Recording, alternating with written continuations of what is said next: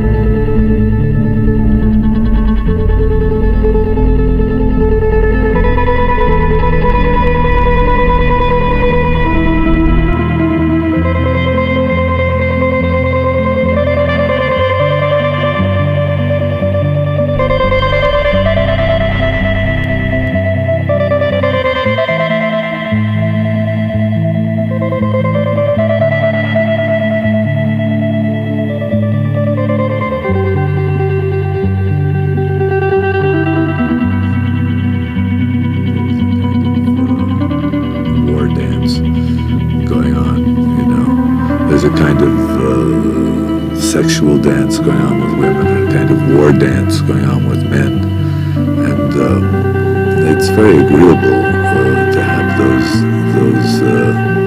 dances confined to one or two steps rather than the acrobatics that usually attended them.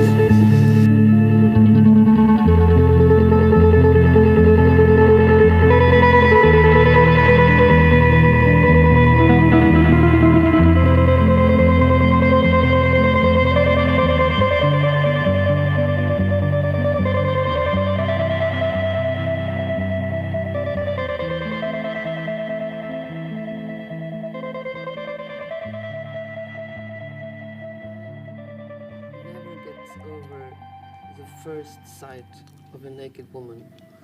I think that's true, and certainly our Western art confirms that.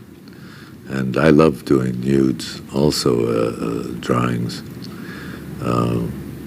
Yes, and I marvel at the insistence of that mechanism that is placed in us, because it never disappears.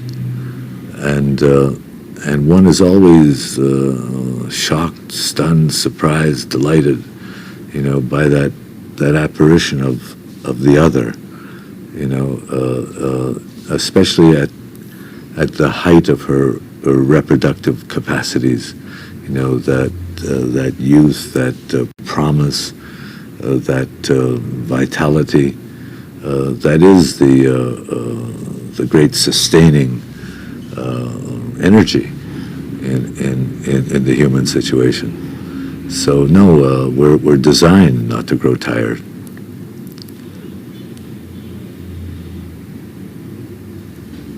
get a chance to see it that often as we get older, but when we do, and of course the culture completely understands that. So it's continually presenting us with pictures, whether they actually occur in the flesh in our lives. It's really not important anymore because there's so many opportunities to see beauty, to see beautiful people. You know, they're on the screen, they're on the billboards, they're everywhere, and you know, I don't see that as some sort of indication of the degeneration of our civilization. I see it as the affirmation of that mechanism that is in all of us. The future I'm standing was the sun comes on love to tell, and the game on before we end up playing this, so we're lost. I don't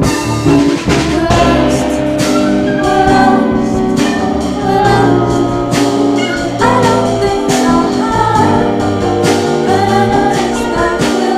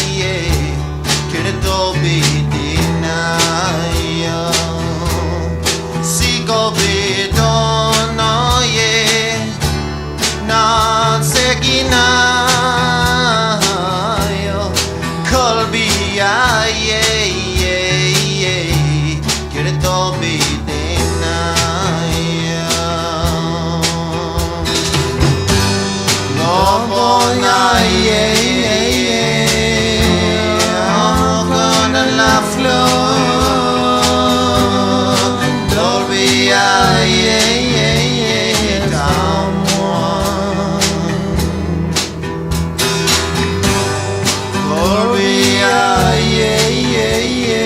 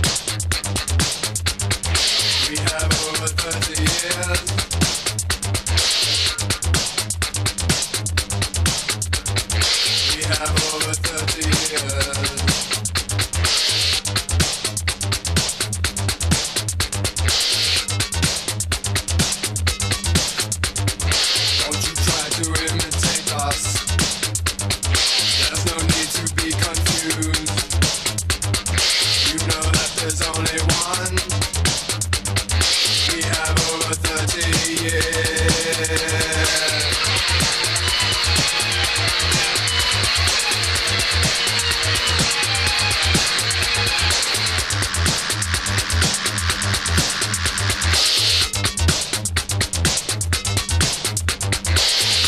over 30 years.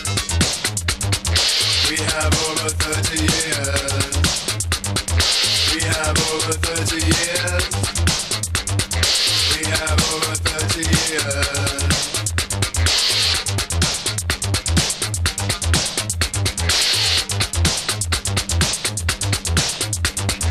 All today or any day, we eliminate the need. All today or any day, we eliminate the need.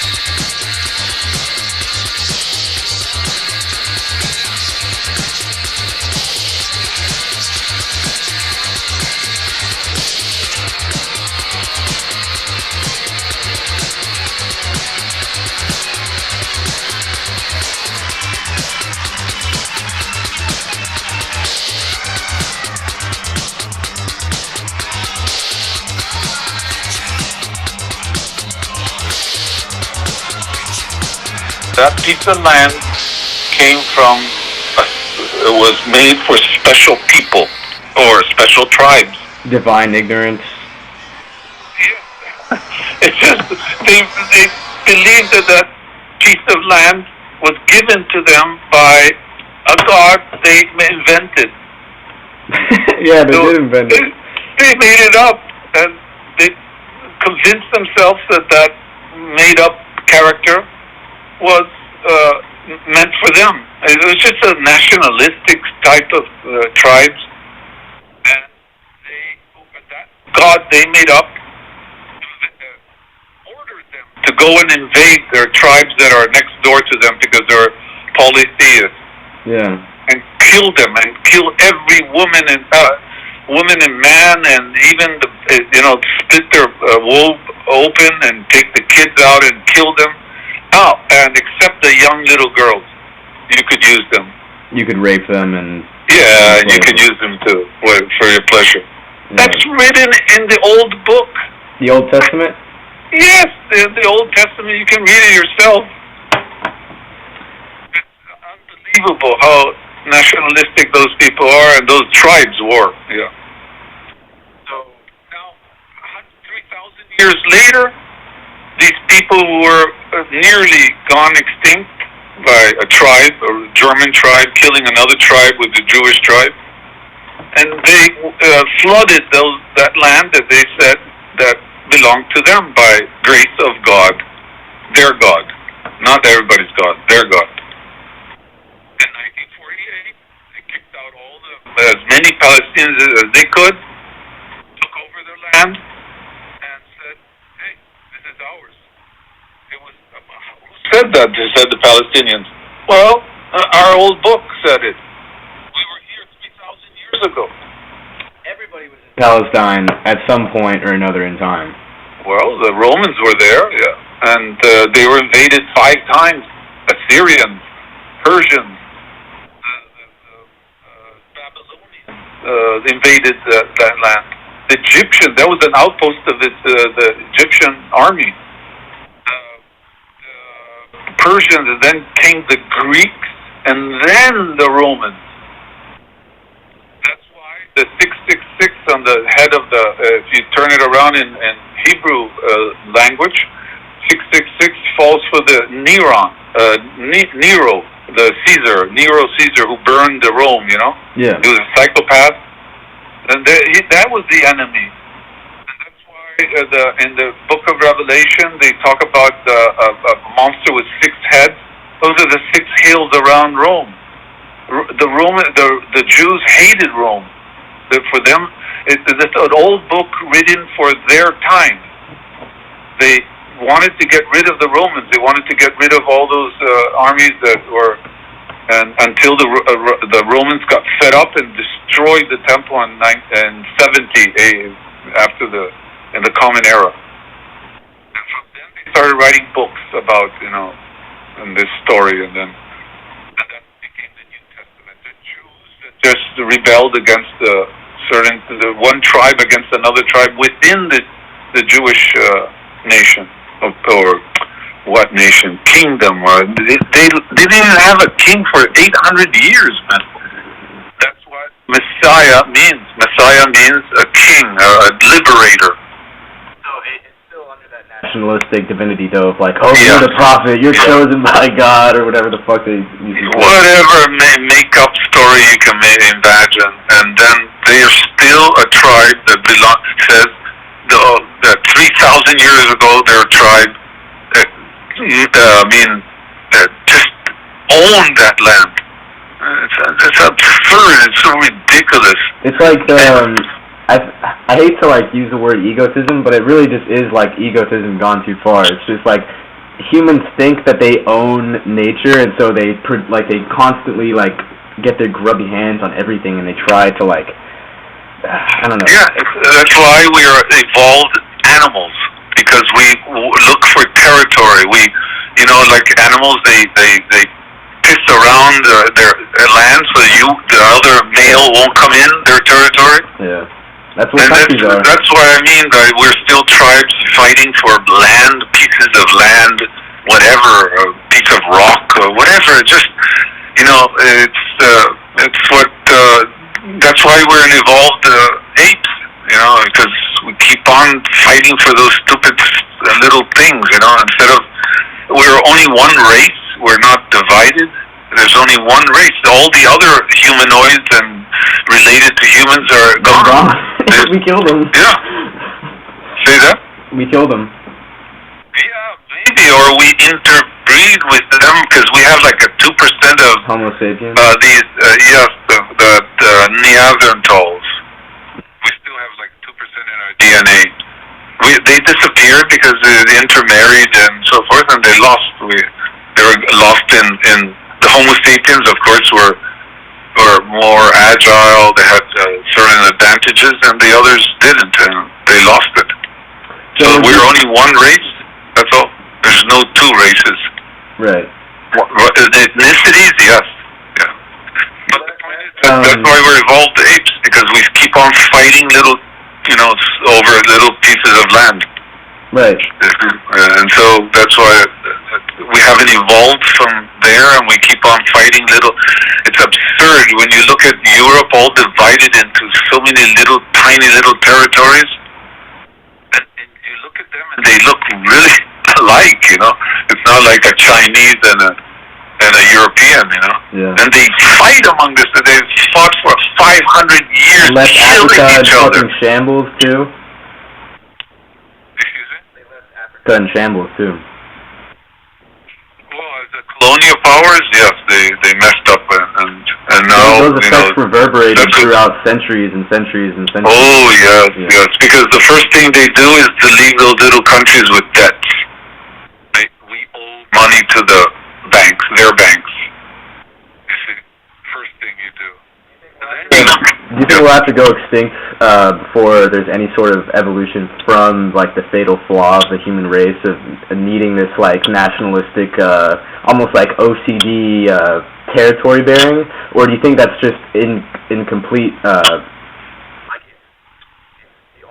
One of the fallibilities that we have, and we can't really grow past that. Do you think? Yeah, it's stuck. It's embedded in our DNA. Yeah.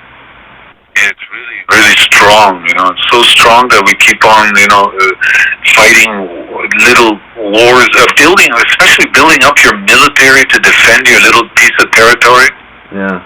and look at the others and look at them differently. What is the difference between a black and a yellow and a green? Nothing. It's 0.00001 difference. It colors your skin, a little bit of that, and then the culture. But to focus only on that.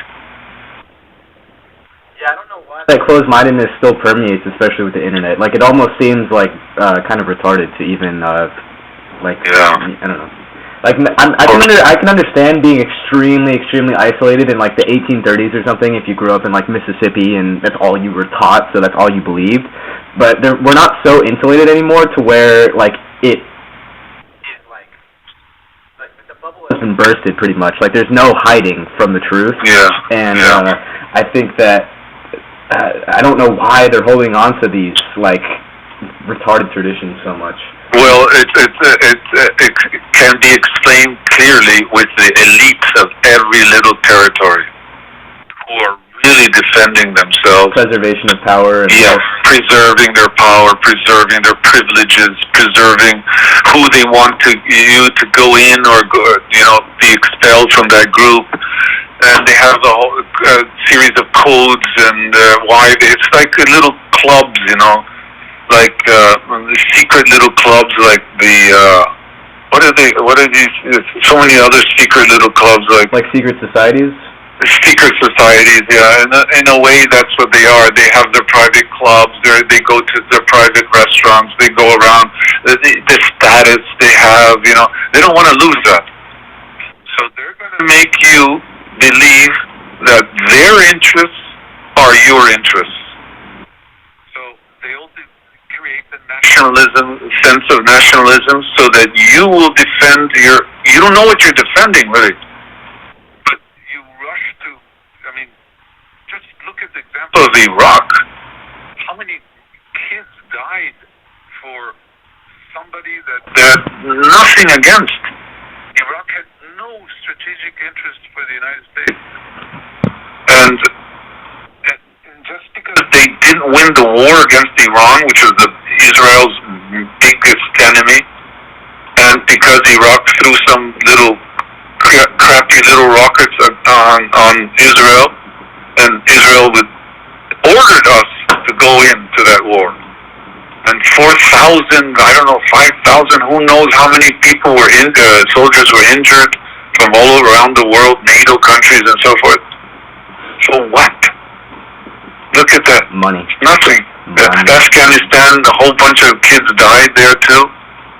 It's because the elite is comprised of military-industrial complex, oil, everything that is connected to military control over the region and surround Iran. Just see, that lobby, the Israeli lobby that's so powerful here, along with the oil, military-industrial complex, all those big lobbyists, and they are part of the elite. And they're going to defend their territory because that's where they have power. Mostly. This is where the United States, that's where the power resides. In big banks, big pharma, all these industrial, the 500 Forbes. These are the apparatuses were just kind of built over a long period of time, right? These things didn't just appear overnight. So, how did they, start? How did the elite really, embed? Obviously it probably started with the Founding Fathers, right? Because this country was founded on slavery and white supremacy. So that, right. Much like the colonization of Africa, that kind of reverberated, and it's still kind of present today. You see. Remember that most of the Founding Fathers were millionaires, were rich people. They were white people, white slave owners, Yeah. They were part of the elite. They had the privilege to move. But they made the other people fight for them. Yeah, they're pussies. Poor peasants fighting for them? That's what the poor soldiers, the soldiers that formed the army. Did they tell the peasants that it was in their best interest to fight for them because they would get some sort of freedom, and then really that freedom was like an illusion because right. Yeah, people who really get mistreated see that there is no freedom.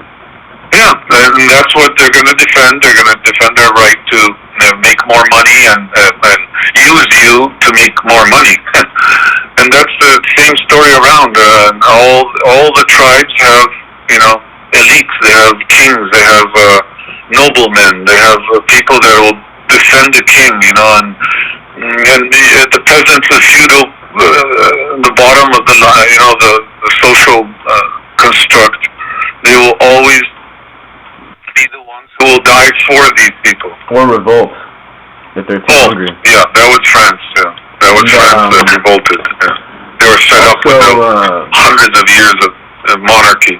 It seems sorry to interrupt you, but it seems to me like at the top, people that are close to like figureheads of any sort of apparatus, any sort of ministry, government, etc.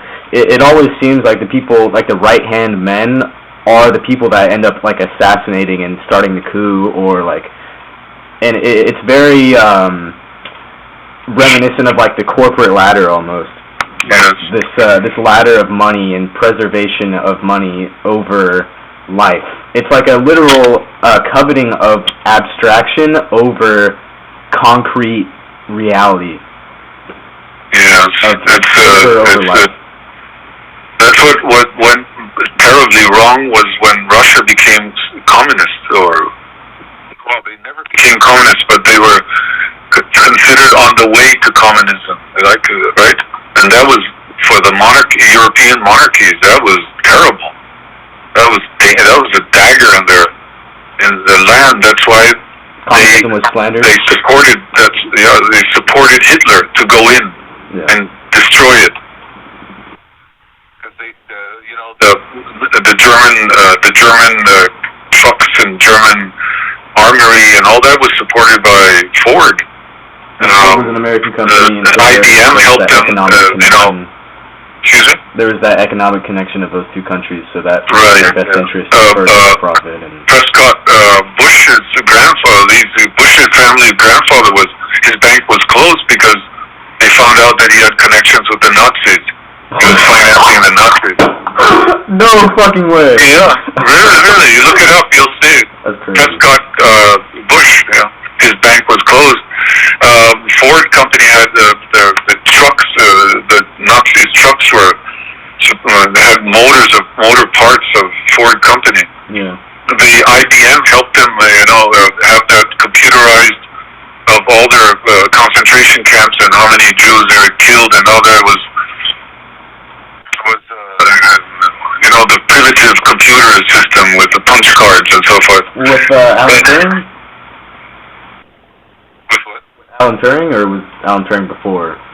Oh no, that was much before. Yes, okay. He was used to decodify, decipher the German secret message box. Okay. Yeah. And by the way, he was ordered to go into a hormone treatment, and then he committed suicide. Yeah. Poor guy. It was prohibited to be, gay in that time in England. It was against the law.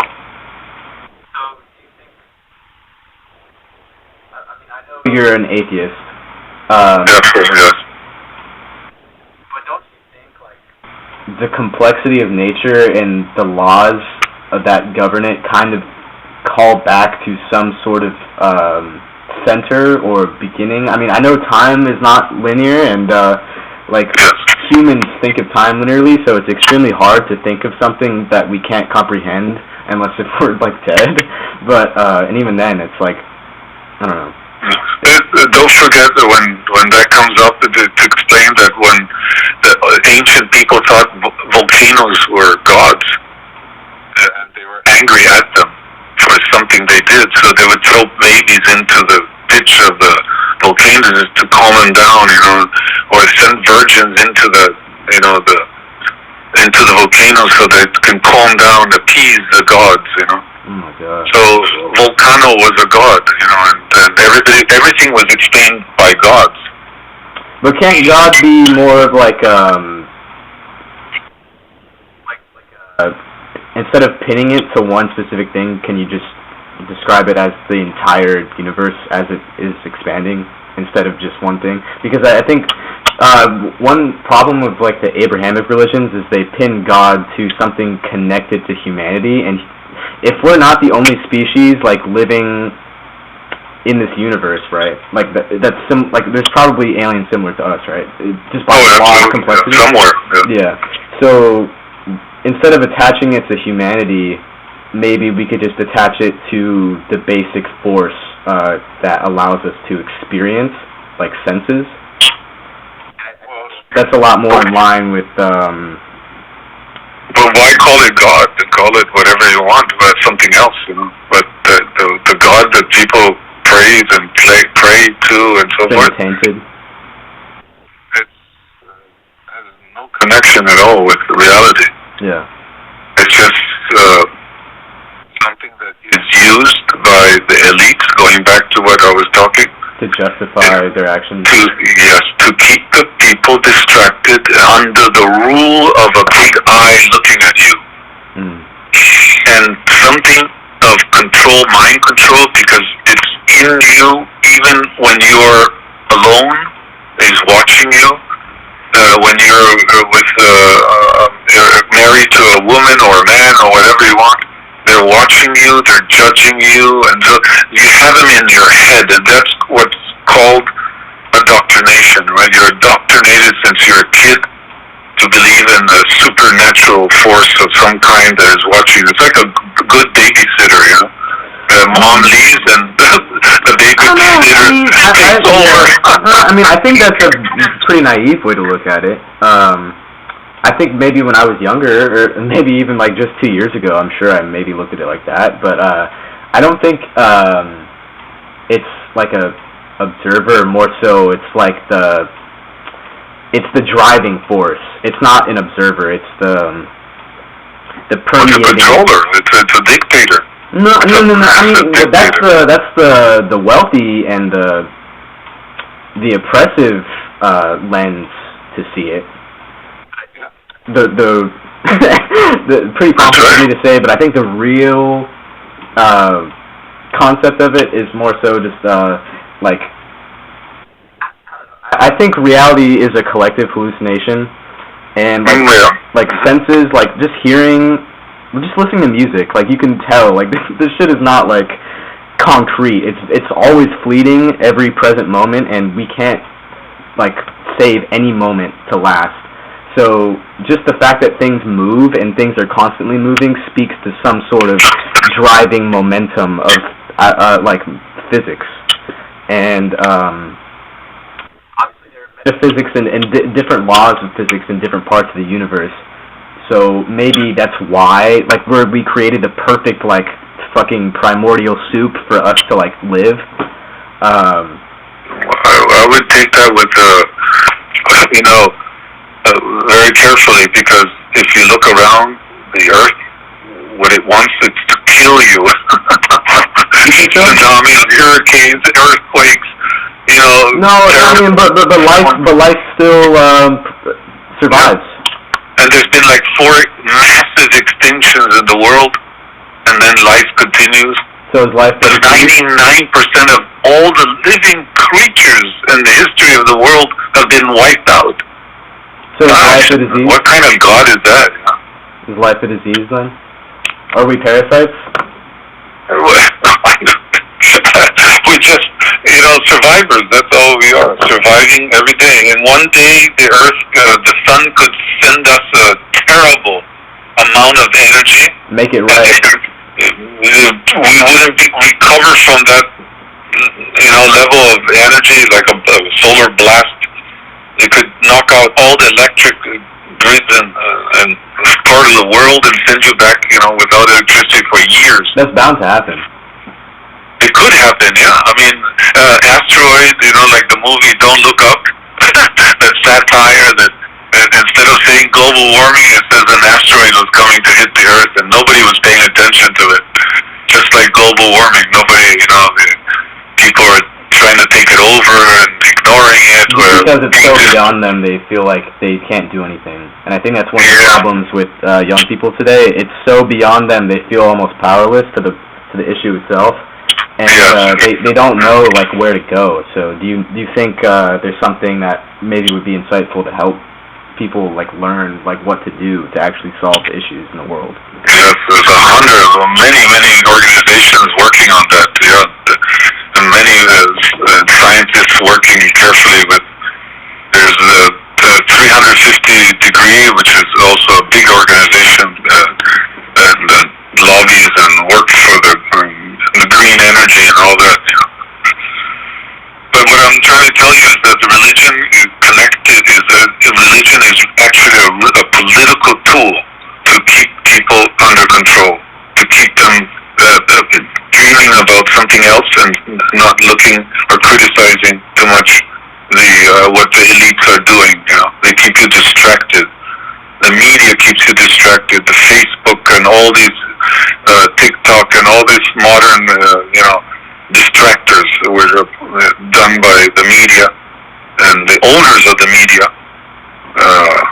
Just give you an example, like since they assassinated Kennedy to today, all the major most important media will never talk to you about anything besides what the government wanted you to say and what the CIA wants the people to think.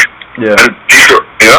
Until today, you go to any anniversary of the assassination, they'll tell you that it's a 24-year-old boy who leaned over a window with an old rifle and a bad telescope and shot 3 shots. Period. So the theory that he had connections to, I'm sure it's debunked at this point that he probably did have connections to the KGB, right? So is that even true, or was it a group of people? Yes, it's a cabal of people, of course, starting from the CIA, FBI, the military. Because Kennedy wanted to dismantle the CIA, right? He wanted to, yes, because they pushed him into that invasion of Cuba, and it looked really bad for him. And he thought that everything was under control, and they screwed him because they didn't like him. They didn't want him in the White House. They wanted a puppet government. So he was going to change everything around, and it was too much for the elite. And he said, "No, this guy can't push us around. Who do you think he is?" And he surrounded himself with enemies. He fired Dulles Allen from the CIA, the founder of the CIA, and he was going to fire the FBI, one of the most corrupt government officials ever in the history of the United States. The pervert, really degenerated guy. He was persecuting everybody and had everybody in their files, to blackmail them. He remained as director of FBI for 45 years. Because he had a file on everybody. And anybody who wanted to, hey, your time is up. Hey, take a look at this file I have against you. He would eavesdrop on senators, on anybody he wanted to. He had full control of the agency. And there was a lot of... he didn't even acknowledge the mafia because he was a member of the mafia. He was blackmailed by the mafia because of his sexual preferences, and they had pictures of him, and they extorted. Yeah, they were ready to show the world that he was not pervert. He just had a really weird sexual life, and he was a gambler, and all that, a messed up guy, and he controlled this politics. He was part of, he'd leave the mafia alone. He wouldn't mess with them until the Kennedys started messing with the mafia and having hearings in Congress and so forth. So do you think this cycle of hurting people, I don't think that it's ever 100% solvable because of the macro scale of how fucking complex the world is, right? But I personally think it's going to take another mass extinction or some sort of fallout scenario for us to even begin to rebuild society in a way that actually cultivates change. Because the only time change actually happens is when people riot, right? Or there's some giant event that forces people to wake the fuck up. So yeah, it's like the French Revolution or the Russian Revolution. Yeah. Who became successful, right? Because there's many other riots that are crushed.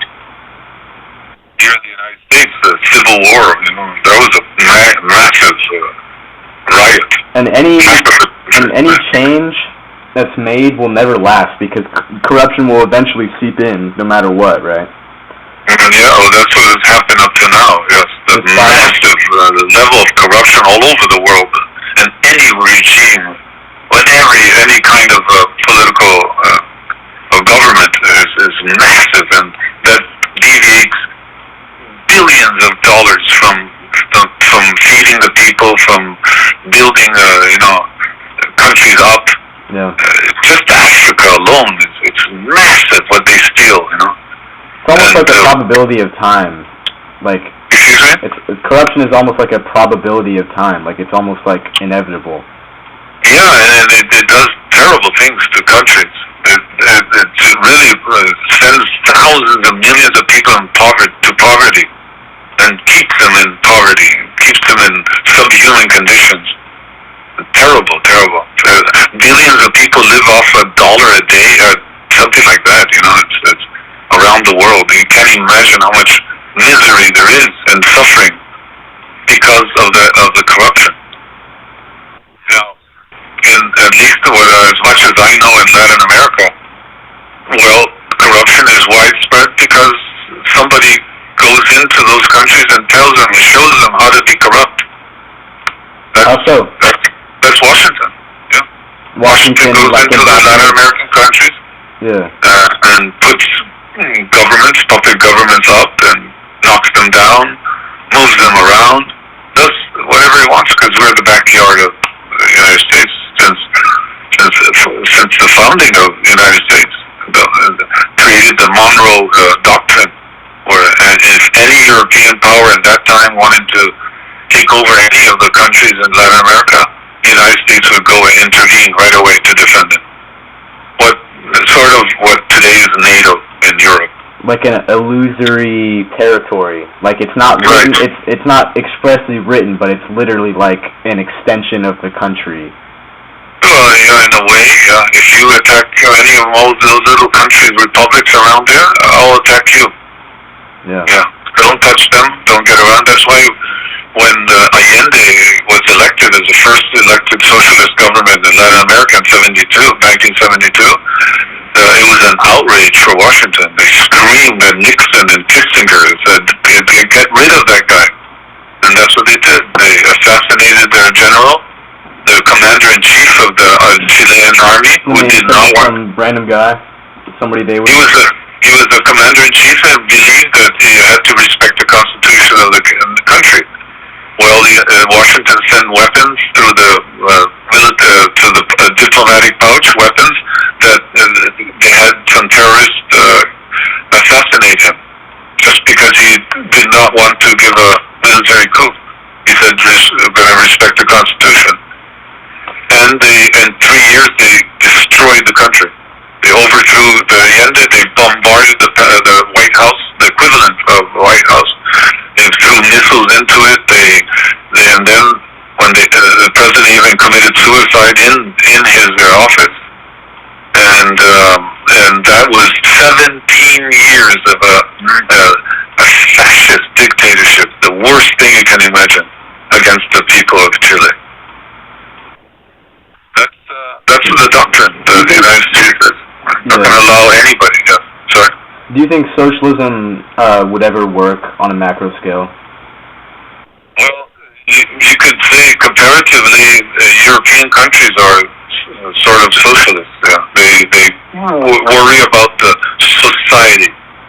They give out. There's a balance between private interests and the public interests. Yeah. There's governments that balance out these things. They're not bought by, like here in the United States, they're completely bought by certain groups. And they have influence in the government. They buy the government. Over there, it's not so easy to do it. And there's like 16 parties fighting for, and they make coalitions between them and so forth. But we only have two. And I mean, that's like dangerously close to totalitarianism. That it's like scary. Yeah, little by little, yeah, sure. But we used to have a lot of parties in this country. We used to have a communist party. We used to have a socialist party. And during Roosevelt, yeah, we used to have other parties here, but they were little by little infiltrated by the FBI, and little by little, they were lost. There were more FBI agents than members of the socialist party. But like in 1936, the 1936 there was the socialists had 187,000 votes and popular votes, and the communists had 80,000, votes, and the socialist labor had 12,077. But at least they had something, When the Roosevelt won, for example, with 27 million votes, and little by little you see the decline year by year by year, and the communists and the socialists just disappeared because of all the propaganda against them. They were part of the Soviet Union and blah blah blah. So detaching socialism as a concept from the Soviet Union, like it's really hard for me to even like imagine, because I've like growing up, you always, at least in America, like now, you always associate socialism and communism with the things that America has indoctrinated into your head. Yes. So like, absolutely. Yeah, everybody loves to like. Especially like my history teachers at my school, they love to tout about how, it's a great idea on paper, but it'll never work, Yes, that's right. Because first of all, they don't let them work. First of all, they're not allowed to work. They're massively,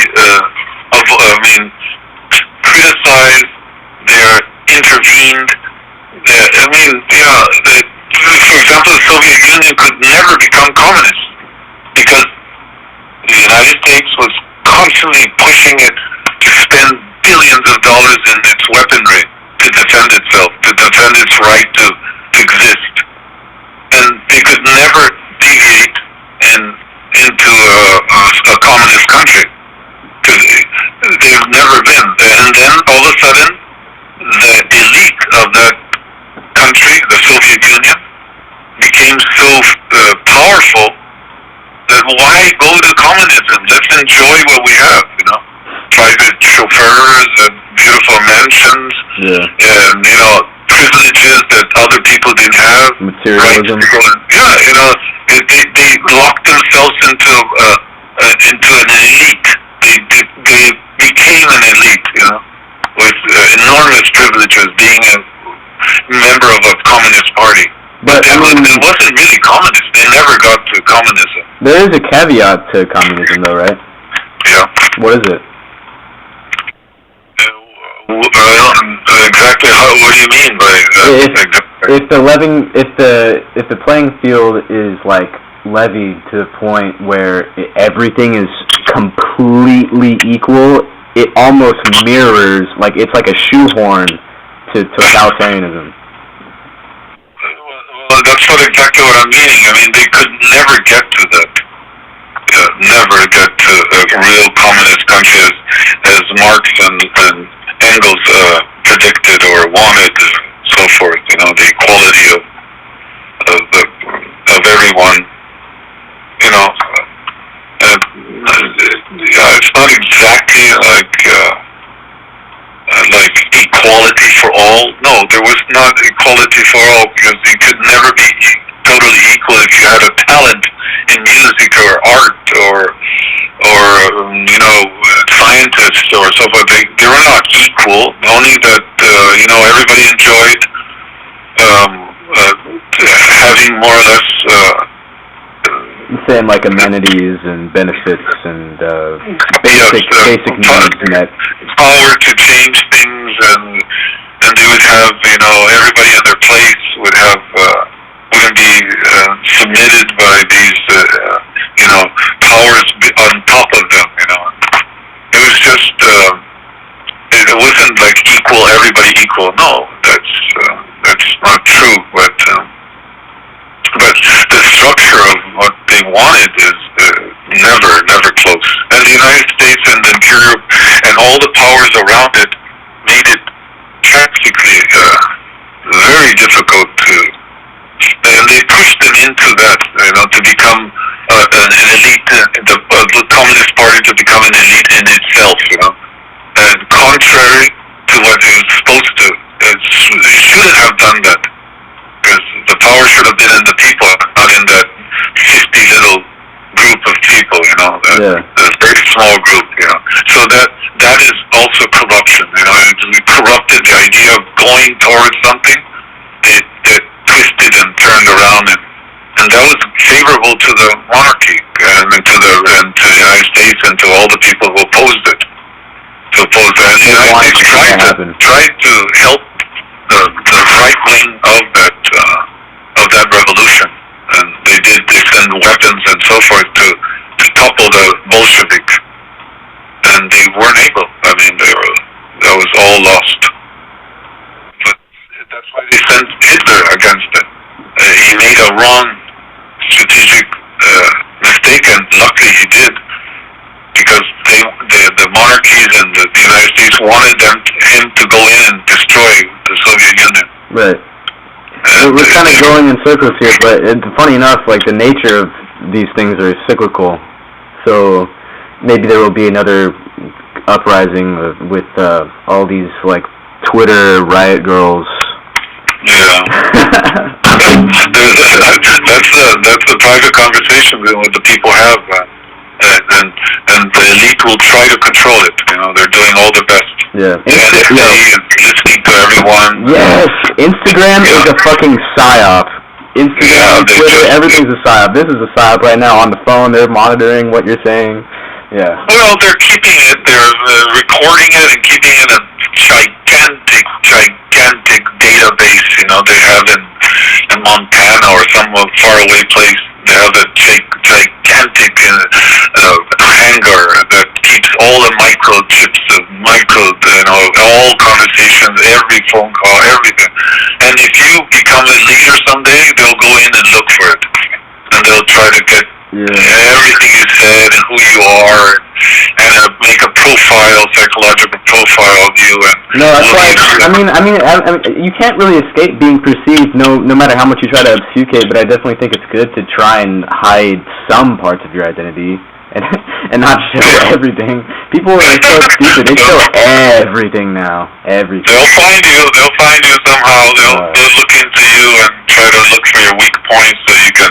If you're favorable to the elite, okay, and you follow along what they say, and they like you, and you are charismatic to the people, okay, you'll find. They'll have you already investigated, of course. You'll have a profile of you to the last opinion, right? Yeah, but they're not showing their faces. No, absolutely, yeah. Just like, for example, if you ever dare to speak against Israel here in this country, you will never, ever become elected. And if you become elected and you talk about bad about Israel, or whatever, you criticize Israel, they will put you a candidate that has 10 times more money than you do, and you won't be re-elected ever. They blowed up the candidate with money, so they almost have to win by law of them just having so much spending capabilities. Like they yes. Yeah. They'll go in and they'll knock you out from the race. That's how powerful they are. Biden is definitely an insert. He's so senile, it's almost like funny. It's like... Yeah, it's sad, yeah. Yeah. But they had to stop the other one, who wants to come back. Because he's not serving them well. He's making the nation look really bad. And the elite's very bad. Because he's supposed to represent them as a rich white guy. And all he's doing is tearing the country apart with his ridiculous white supremacist Yeah, and even then, in itself, he tries to seem like he speaks against corruption, but in itself, he is corrupt. Right, and that's all he knows. That's all how he works. That's why he wanted to go into Russia, to build, with Putin, to build an empire in Russia, of hotels and real estate and all that. He wanted to use the mafia, the Russian mafia money, and he wanted to go in and become very cozy with Putin, and who knows, even overthrow him at the end and take over the whole, have the mafia go back into Russia, and that's what they want, oligarchs, unfriendly oligarchs in Russia. So his idea was to go into Russia and to make its empire grow even more. But the military-industrial complex said, no way, man, you can't. We need an enemy. We need opponents. We need to balance our power so that we can justify the billions and trillions of dollars we put into the military. Yeah, so Trump wanted to further his corporatism, but then the government wanted to further the military-industrial complex, so that was like the tension? A clash, yeah. So they used the Democratic Party, the industrial complex used the Democratic Party to, fight him and try to indict his people and put in jail some guy who talked to the Russian ambassador, and they involved everybody. It was a scandal. And actually, what he wanted is to build his empire over there. And that's why he's close to dictators, because these are not very legal, you see. And dictators cover things up, Even though Putin is like an autocrat, but an elected autocrat. He's in the KGB. Right? He was in the KGB, ex-KGB. Yeah. Well, he explained this, I think we've pretty much covered everything. I don't know what else there is to talk about with corruption, honestly. But you must think about this all the time, huh? Well, yeah, it's I graduated in political science, and that's my interest. I'm interested in all the aspects of power. Everything that is related to power. If it touches religion, yes, it's power too, and the financial and so forth. And so I'm interested in learning about that and constantly observing it. This indoctrination is also like kind of morphed into like a cultural hypnotism of I don't know. I mean, you see like the franchise city that we live in now, right? It's almost like subliminally like deafening. It is, yeah. I detest the propaganda, the commercials. Everything is turned into a franchise, from coast to coast, It's terrible. Yeah. No cultural heritage. Everything is set up in like a little franchise all over the place. And I don't think that leads to much, because those things, abuse the workers, don't benefit workers, take advantage of the poor, become rich, extorting them and exploiting them, it's not very healthy. And of course, to have that enormous gap between the rich have and have nots, that's what will bring a lot of tension in society. But the people who are making money don't care. They live on their own world, practically. Well, eventually they'll have so much of a concentration of money. I mean, I'm sure, like, we've already fucking reached that point. What am I saying? But, like, eventually it's going to get to the point where all culture is, like, gone and lost, and everybody feels alienated, and it's not just like a minority of people anymore. Eventually it's almost going to be like the majority of people versus the 1%, right? Yes, they're very, very minority, absolutely. So, yeah, that alienation has got to lead to some sort of hope. Sure, a lot of tension in society. Yeah. People eventually, you can crush them for 100 years, but sooner or later they'll come back to you. Karma. You can build whatever wall you want, but they'll come against you. That's what happens, you know.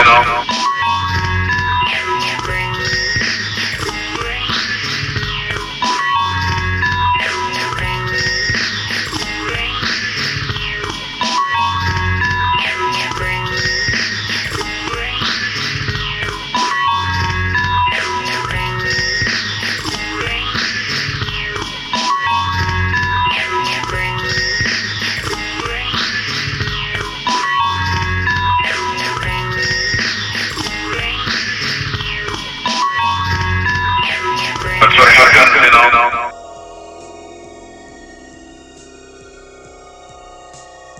He wrote it. He said, move. He asked to collaborate right then and there, and I near about. He wrote it. He said, move. He asked to collaborate right then and there, and I near about. Did? Yes, he did. You're like, you want to collab? It was like the last thing he would have said. I just never answered it directly. I was just like, You're like a child. You're so mild. You're so fresh. You're so new. I can't believe it's true that you are real. You're like a flower, like the shower, like the blood in my veins. It's so insane.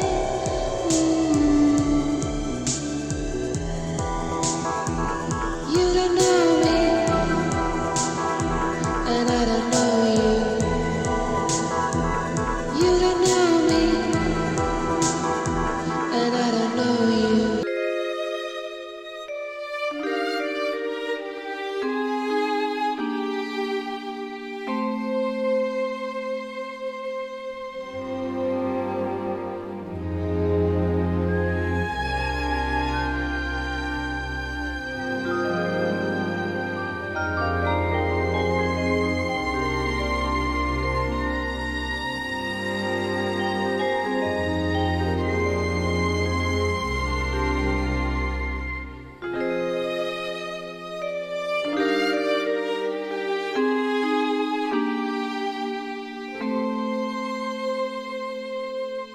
I am telling myself the story of my life, stranger than song or fiction. We start with the joyful mysteries before the appearance of ether, trying to capture the elusive. The farm where the crippled horses heal, the woods where autumn is reversed, and the longing for bliss in the arms of some beloved from the past. I said, your daddy loves you. I said, your daddy loves you very much. He just doesn't want to live with us anymore.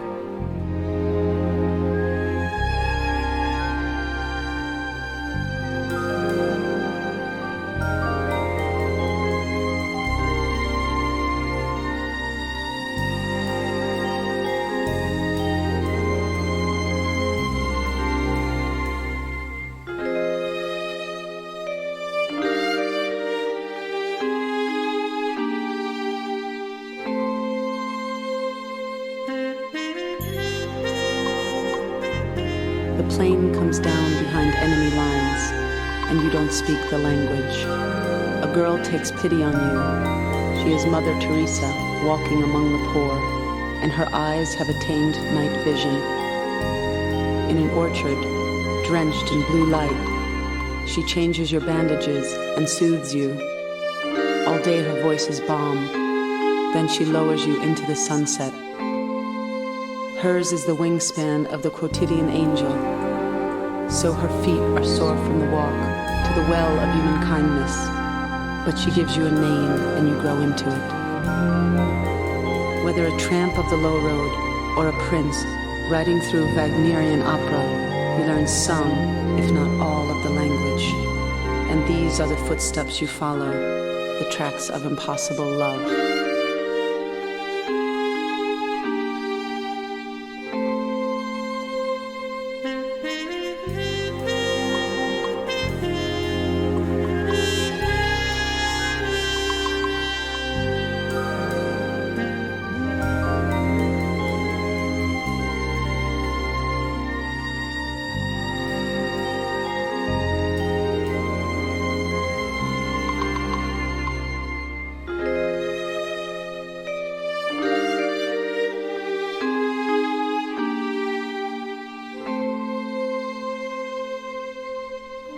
12 days in Paris, and I'm waiting for life to start.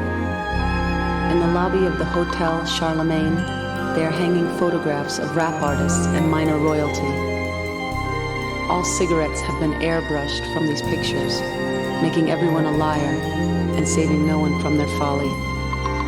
As proud as Lucifer, I do nothing to hide my kerosene dress and flint eyes, which, with one steady look, are able to restore to these images their carcinogenic threat. So what if this is largely bravado? I have only 12 days in Paris, and I'm waiting for life to start. I'm setting out my stall behind a sheet of dark hair, and you, the hostage of crazed hormones, will be driven to say, I am the next poet laureate, and she is the cherry Madonna, and all of the summer is hers.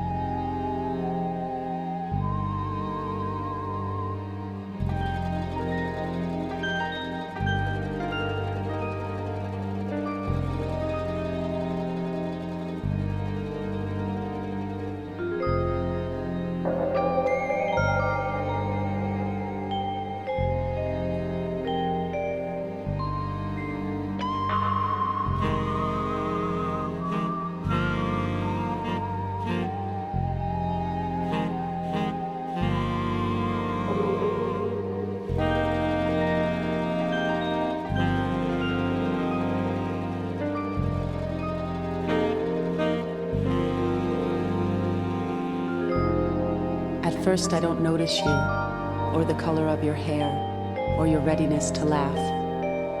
I am tying a shoelace, or finding the pavement fascinating when the comet thrills the sky. Ever the dull alchemist, I have before me all the necessary elements. It is their combination that eludes me. Forgive me, I am sleepwalking. I am jangling along to some song of the moment, suffering its sweetness, luxuriating in its feeble approximation of starlight. Meanwhile, there is a real world. Trains are late, doctors are breaking bad news, but I am living in a lullaby.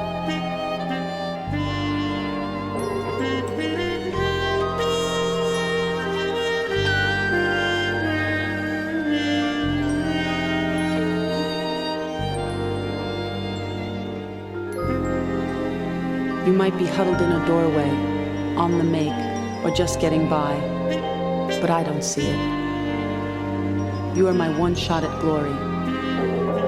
Soon I will read in your expression warmth, encouragement, assent.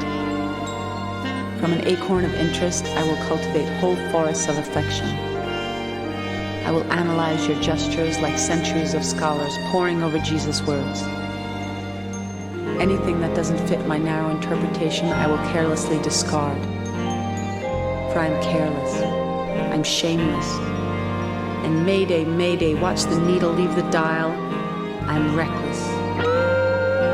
I'm telling myself the story of my life.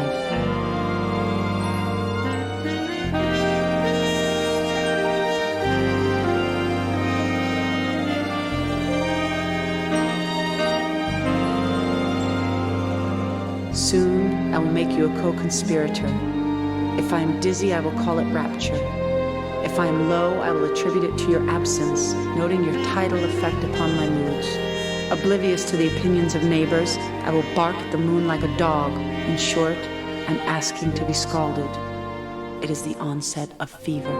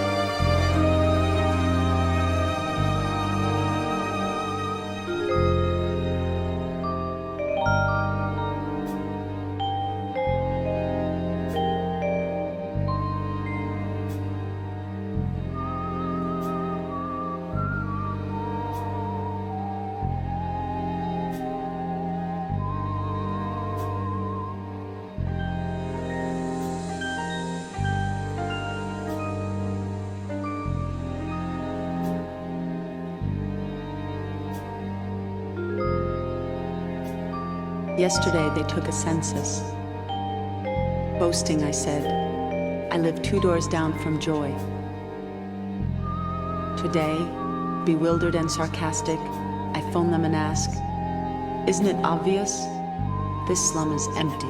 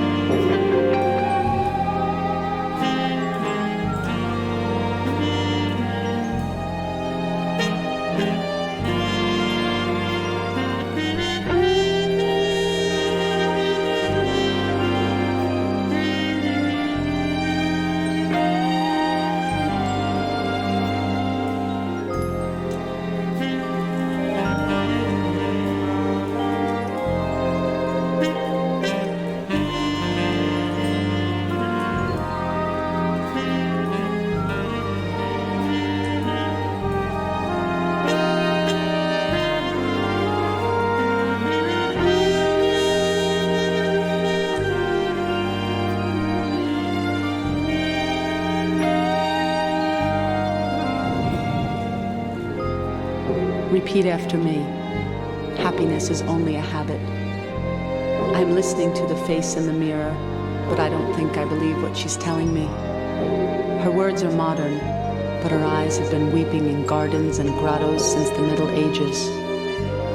This is the aftermath of fever. I cool the palms of my hands upon the bars of an imaginary iron gate. Only by an extreme act of will can I avoid becoming a character in a country song. Lord, you gave me nothing, then you took it all away. These are the sorrowful mysteries, and I have to pay attention. In a chamber of my heart sits an accountant. He is frowning and waving red paper at me. I go to the window for air.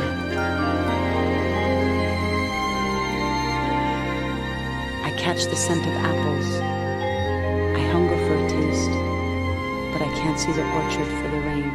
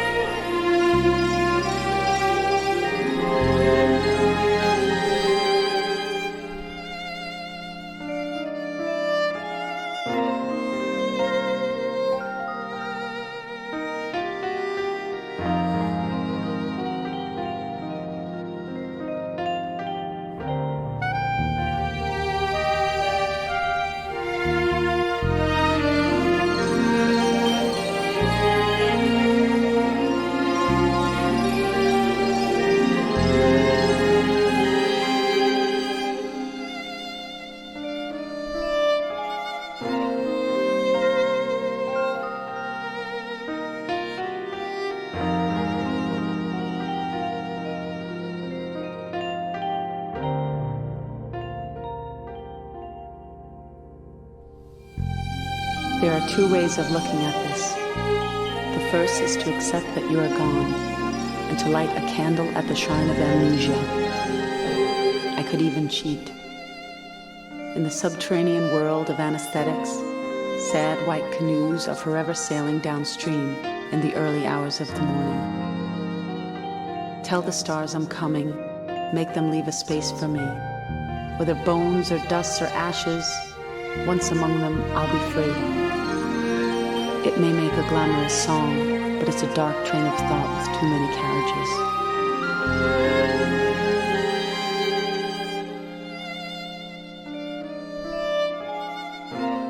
There is, of course, another way of looking at this. Your daddy loves you. I said, your daddy loves you very much. He just doesn't want to live with us anymore. I'm telling myself the story of my life.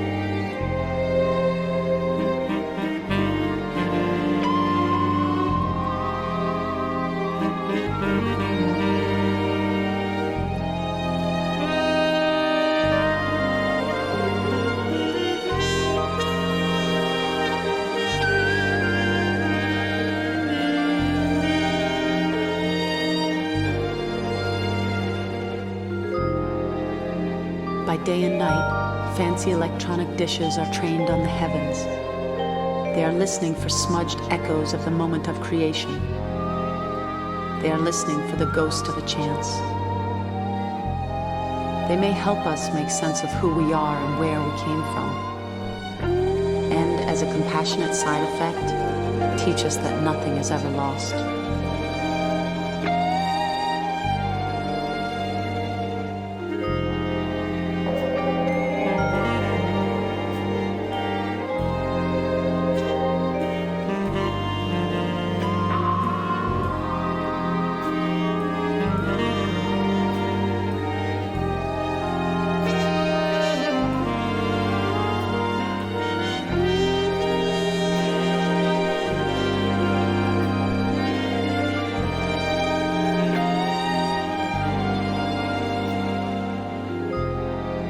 So, I rake the sky.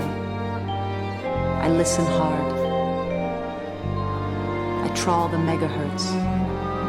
But the net isn't fine enough, and I miss you. A swan sailing between two continents, a ghost immune to radar.